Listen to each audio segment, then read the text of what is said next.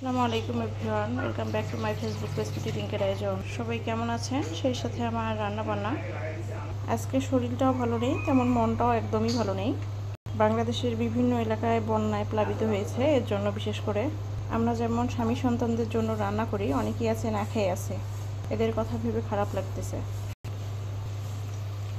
মেয়েদের জীবনটা আসলে এমন, আপনি যদি মন ভালো না থাকে, শরীর ভালো না থাকে, তারপর আপনাকে রান্না করে ঘরে আসতেই হবে।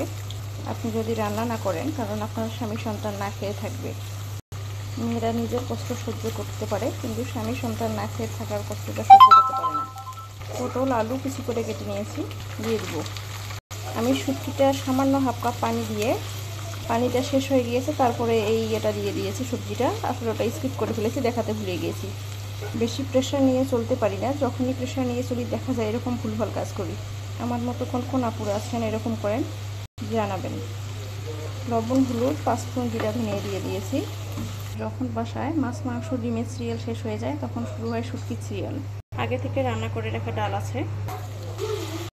এখানে নিয়েছি বরবটি আলু, দিয়ে দিব মরিচ কুচি, দিয়ে দিব পেঁয়াজ কুচি, হলুদের গুঁড়ো, লবণ, 5 ফোড়ন জিরা ধনিয়া গুঁড়ো, দিয়ে দেব রান্নার তেল, দিয়ে দিব সামান্য পানি 1 কাপ পরিমাণে, ঢেকে দেবো আর পাশের চুলায় বসিয়ে দেব। পাশের চুলায় বসিয়ে দিয়েছি। ভাজিটা প্রায় 80% কুক হয়ে এসেছে। দিয়ে দিব সামান্য ধনেপাতা কুচি, নেড়ে চেড়ে নামিয়ে নেব। এর মধ্যে আপনাদের দুলাভাই আরও একবার চা খাবে, ওনার চা রেডি করতেছি বাচ্চাদের জন্য। ভাজিটা হয়ে এসেছে, উঠিয়ে নেব। পেঁয়াজ আর রসুন দিয়ে দিচ্ছি, মরিচ আর শুটকি দিয়ে দেবো। শুটকি দিয়ে দেবো আস্ত কাঁচামরিচ। এখানে 2 চামচ তেল দিয়ে দিয়েছি, আর দিয়ে দেবো পরিমাণ মতো পানি, ধনেপাতা কুচি, স্বাদ মতো লবণ, হলুদের গুঁড়ো।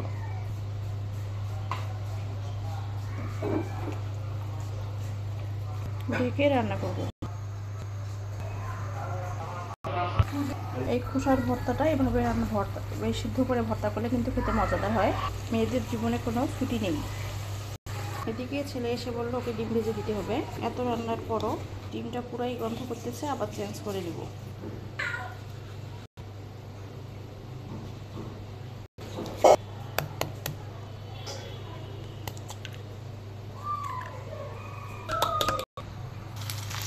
ভিডিও ভালো লাগলে ফেসবুক পেজ থেকে হলে পেজটি ফলো করে রাখবেন, আর ইউটিউব চ্যানেল থেকে হলে চ্যানেলটি সাবস্ক্রাইব করে রাখবেন। আল্লাহ হাফেজ। সবাই ভালো থাকুন, সুস্থ থাকুন। সবার জন্য অনেক অনেক দোয়া, শুভকামনা।